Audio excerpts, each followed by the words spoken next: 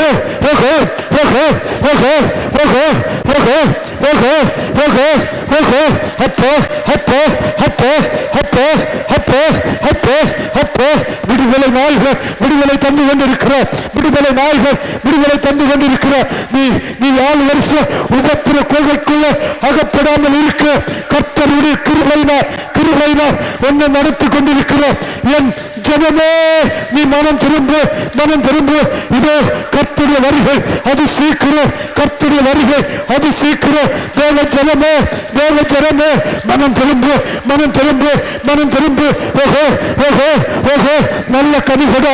நல்ல கனி கொடாத மரங்கள் எல்லாம் மாறிக்கொண்டு போக இதோ சீக்கிரமா தூத்துக்குடிய கொண்டு வருகிறார். ராஜா வருகிறார். பள்ளங்களை எல்லாம் நிரப்ப வருகிறார். இதோ ராஜா சிங்காசனத்தின் மேல் வீட்டிலிருந்து நியாயாதிபதிய ஒரு வார்த்தை கூட சொல்லாமல் ஜீவ புஸ்தகத்தில், சிறு புஸ்தகத்தில், ஞாபக புஸ்தகத்தில், வேத வசனத்தில் திறந்து வைத்தவரா இதோ வந்திருக்க போகிறார். வெள்ளை சிங்காசனத்தின் மீது கர்த்தர் அமர்ந்திருக்கிற உன்னதமான வாக்கியத்தை அவர் உடையவர இன்று நம்மத்தில் வந்திருக்கிறார். உன்னோடு உறவாட வந்திருக்கிறார். உன்னோடு பேச வந்திருக்கிறார்.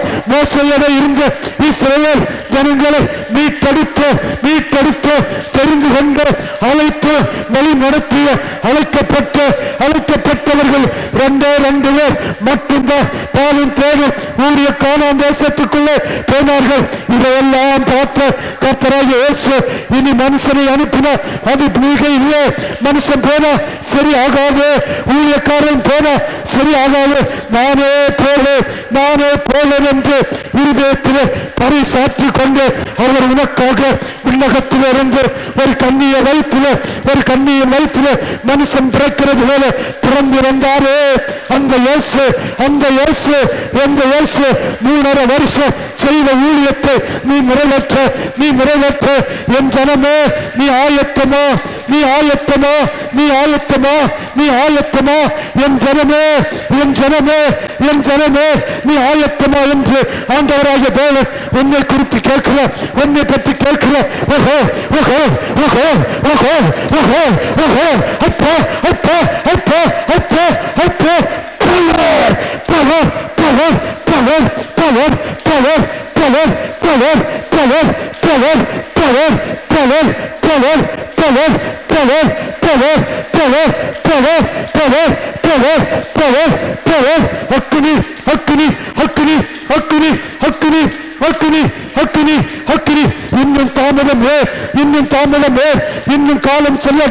இன்னும் காலம் செல்லட்டும் என்று கைமடக்கு வீட்டில செய்வாயே. இதோ கர்த்தர் உன்னிடம் இன்று பேசின ஒவ்வொரு வார்த்தையை ஆதி ஆகமத்திலிருந்து வெளிப்படுத்தின விசேஷம் வரை ஆண்டவர் சொன்ன ஒவ்வொரு வார்த்தையை உன் காதில விழுமே. இதோ கர்த்தருடைய கரம் இறங்கி வரப்போகிறது. 1000 வருஷ அரசாட்சிக்கு முன்னால் ஒன்று தேவனுடைய ராஜ்யத்தில் எடுத்துக்கொள்ள போகும்படியாக ஆண்டவர் இதோ வேகமாக வருகிற வெளிப்படுத்தின விசேஷத்தில் சொல்லப்பட்டிருக்கிறது.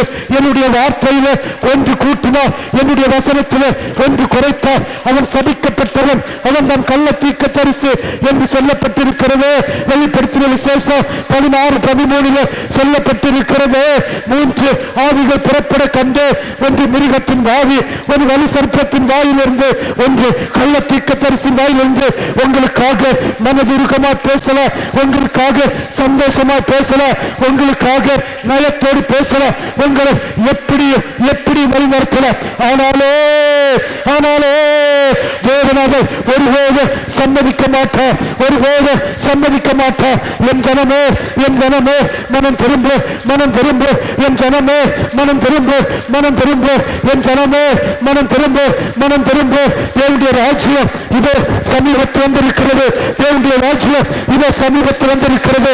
என்னை கேட்கிற தேவ பிள்ளைகள், உன்னை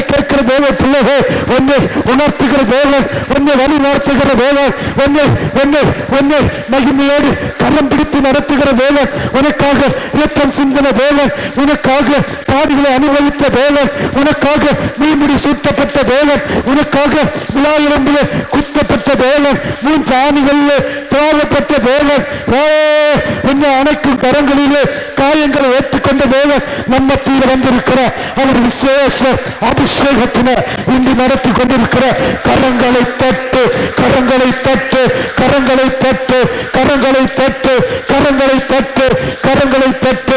ஓஹோ ஓஹோ அப்போ அப்போ அப்போ அப்போ அப்போ அப்போ அப்போ அப்போ அப்போ அப்போ அப்போ power power power power power power power power அக்னி அக்னி அக்னி அக்னி அக்னி அக்னி அக்னி அக்னி அக்னி பெற்றுக்கோ பெற்றுக்கோ.